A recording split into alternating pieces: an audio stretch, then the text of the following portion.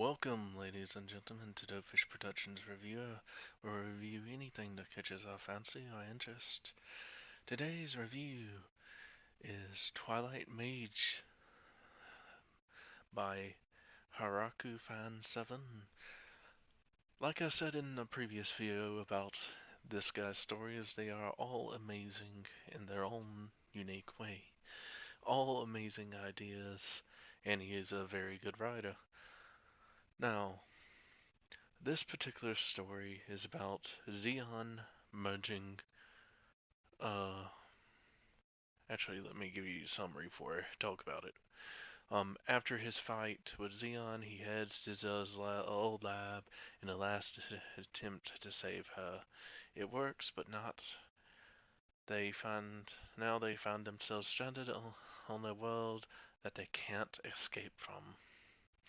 Various challenges of the world, threats inadvertently brought with them, and a mysterious past that Roxas never knew about.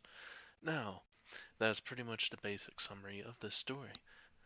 Overall, this story is interesting because Xion is fused with Ultimacia from Final Fantasy VIII. Now, she is one of the more powerful bosses in Final Fantasy history. One of the more powerful bosses. Though, even though she's only got a small screen time in the end of the game, sadly, and the fighting games, I never bothered to play those. But it's an interesting concept. The ultimate evil wizard fusing with Xion, bringing them to the fairy tales world and them interacting with the various characters of fairy tales. Xion becoming the second Ezra, Urza, I think that's how you say her name, and scaring the entire guild. It's interesting concepts and how they get a heart and it nearly kills them, and then other things along those lines. It's a pretty interesting story. I would highly recommend it, and I will be giving it a I would say a 7 out of 10. And the only reason it's getting that rank in score is because there's just not enough content for this particular story yet. Because once it's just started getting decent in the story, he just quits writing all of a sudden for a little while.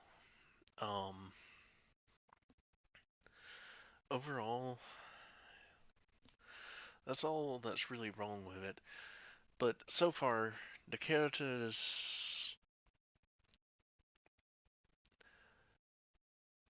honestly, I think Roxas and Xion need a little bit more alone time, like going on missions together and junk like that. And also, he needs to have a few backstory chapters desperately needed because he did not fill in them telling each other things and all that stuff. He just makes it seem like they assume. Like in the next chapter, he's already told them. He doesn't actually go into detail. And it would be interesting to see Xion's reaction to Vet and all them. Her first reaction to him, and like a flashback or something. That probably make the story a little bit better. There are a few other minor things that could easily improve the story, like bringing a little bit more characterization, even add a few extra characterization to canon characters like Natsu and all them. That would increase the uh, readability of the story, the lifespan of the story. Because that's one thing in canon that just, in fairy tales in general, that just did not make much sense to me. Everything felt between episode to episode, there was a decent amount of time between certain episodes. Some episodes were right after each other, while others were like a month or a couple weeks or a month or a few days after the events of that episode. It's just, but they never tell you the time. Um, They only give you dates at certain locations of the year. That's it. Um, so there's a lot of untapped potential that he could branch out into the story, make it his truly his own story. He can have canon events, but he just needs to add his own OC events and add a few filler events, just them messing around in guild a little bit more, and it will make it a higher rated story in my opinion.